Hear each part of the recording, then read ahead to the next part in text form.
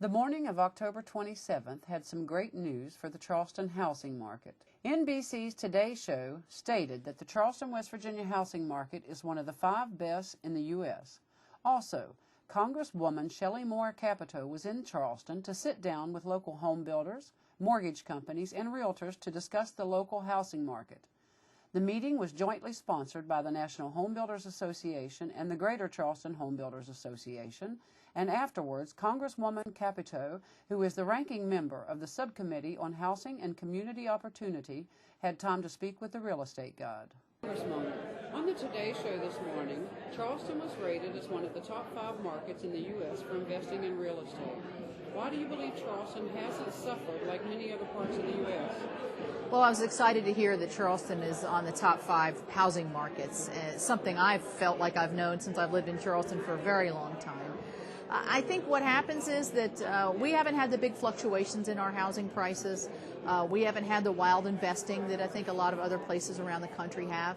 And I think that's given us a certain stability. And I think that's what people want right now. They want a good, solid value for what they pay. They want something that's affordable, that they can afford for their family. They want something that has a good school system, and I think we're well known for having a good school system in the Charleston area. And I think all of these things are very good in terms of making Charleston a very attractive real estate market.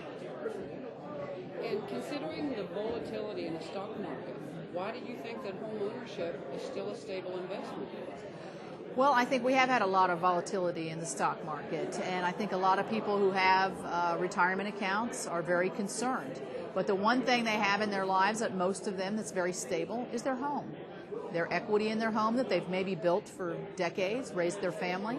The stability of the pricing in West Virginia has been reasonably solid, I think, especially compared to other areas. The banking institutions are still lending and trying to help get folks into homes. The real estate professionals are, I think, very cognizant of what's a proper investment for a family. So I think it's a solid and stable investment here in our state. Okay. Well, it would seem that with the combination of low interest rates, a great inventory, and stable prices in Charleston, now would be a great time to buy. Why don't you think this combination has caught on with the rest of the country as it has in Charleston? Well, I think, the rest of the country, and I think everywhere really, and I would include Charleston in this, there's a lot of uncertainty about our economy right now. And I think people are naturally cautious in times where they're not sure the stability of maybe either their investments, their real estate, their retirement account, or maybe even their job. And I think that's where across the country you're seeing people really pull back and not invest. And a lot of these housing prices were way overinflated, and I think we're seeing now that they're coming back down to earth. And what we want to do as a nation is get those homes, those beginning homes, back on the market and selling.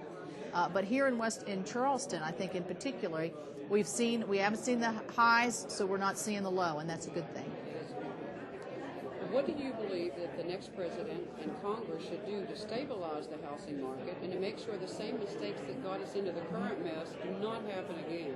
I think there's a lot of things we can do, and I think we've done some. I think, number one, we need to have good oversight over the lending and the brokering of mortgages. I think that is something that we're probably going to see was lax.